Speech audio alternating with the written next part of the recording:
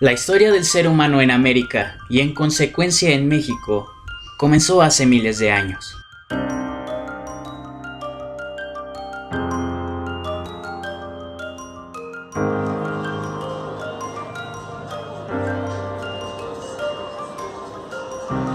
En ese entonces las cosas eran muy distintas. No había edificios, no había tanta gente, no había comida rápida. Es más, esta ciudad y otras muchas no existían. Hace miles de años, todo era muy diferente. Yo soy Alonso PM, esto es Explora. Comencemos.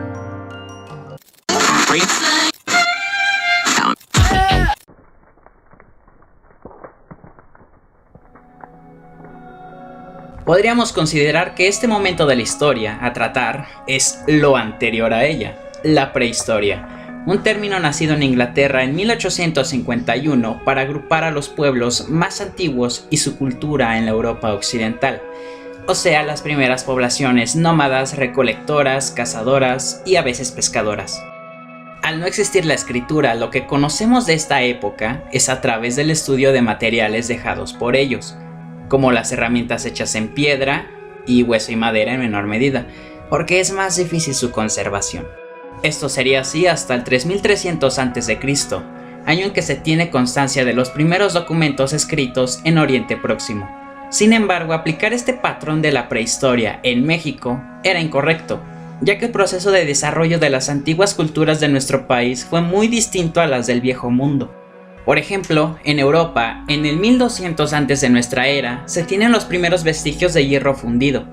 Entre el 1800 y 1500 a.C., las primeras herramientas de bronce. Aquí, en nuestra tierra, apenas empezó a usar el bronce en el siglo XVI y no se conocía el hierro. Es por eso que en vez de prehistoria, a la etapa más antigua de la historia del hombre en México se le ha decidido llamar etapa lítica, que abarca las primeras sociedades de nómadas, recolectores, cazadores, etc., pasando por las que domesticaron varias especies vegetales, establecieron técnicas de cultivo que a la larga les hicieron establecerse en un lugar y volverse sedentarias.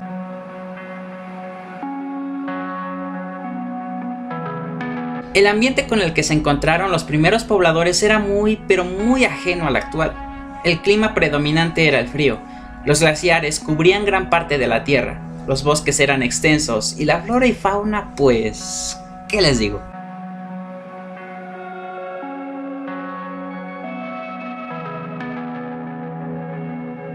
Es en el último máximo glacial donde las dos masas de hielo más grandes de Norteamérica se fusionan, la Laurentia y el de la Cordillera, junto a otro formado en el Viejo Mundo, crearon un casquete de hielo continuo en el hemisferio norte, dando un cambio radical al clima, y una de sus consecuencias más notables fue la formación del estrecho de Bering.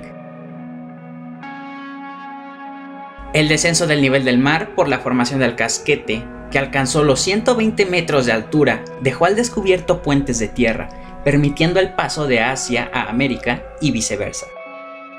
La masa de Laurentia provocó un enfriamiento directo en el continente, y esto obligó a animales, plantas y al ser humano a emigrar al sur, a tierras más cálidas, como el sur de los Estados Unidos, México y Centroamérica, donde no había hielo, excepto en las grandes montañas, siendo nuestro territorio actual una tierra uniforme y estable.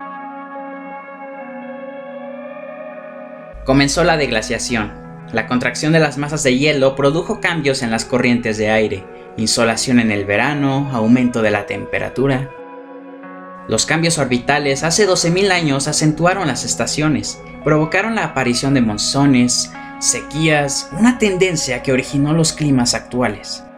La característica megafauna que consistía en mamutes, bisontes, tigres dientes de sable, leones pleistocénicos, lobos gigantes, borregos, alces, berrendos, camellos, llamas, perezosos gigantes, gliptodontes, mastodontes, osos, caballos y un gran etcétera, muchos de ellos desaparecieron en este cambio climático, aunado a un desequilibrio evolutivo y la caza de los seres humanos.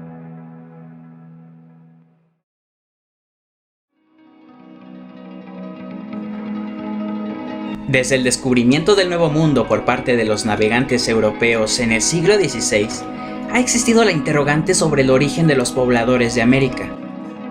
Desde decir que los seres humanos siempre han estado aquí, hasta tribus bíblicas perdidas, Lo cierto es que mediante estudios en biogenética, geología, en lengua y arqueología, se sabe que los primeros humanos en este continente pertenecían al tronco racial mongoloide que habitaron Siberia, el lago Baikal y Chukotka, que cruzaron Alaska hace unos 14.000 años. En general, los datos genéticos, lingüísticos y dentales nos hablan de 3 grandes migraciones. La primera hace 30.000 a 15.000 años, que fue el origen de los primeros americanos.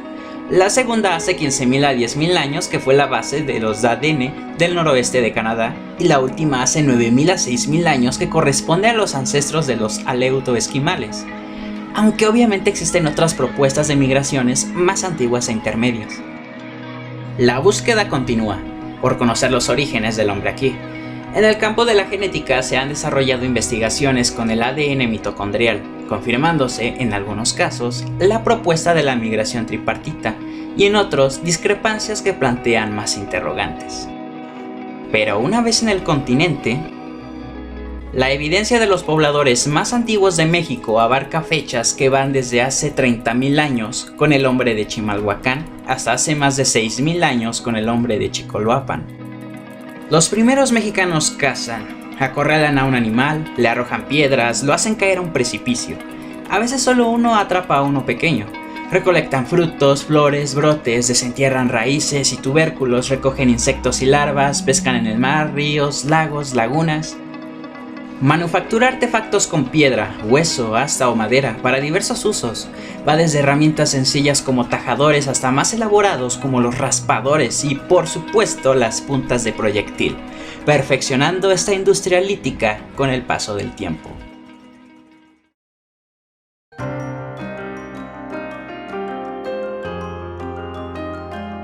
En este primer horizonte, los instrumentos que podemos encontrar son muy elementales, hechos con percusión directa, tipología reducida y un mínimo de especialización. Es en este corto periodo de tiempo en el que observamos cambios fundamentales, pues es el fin del Pleistoceno. El radical cambio climático en el inicio del Holoceno obligó a los habitantes a cambiar su modo de vida.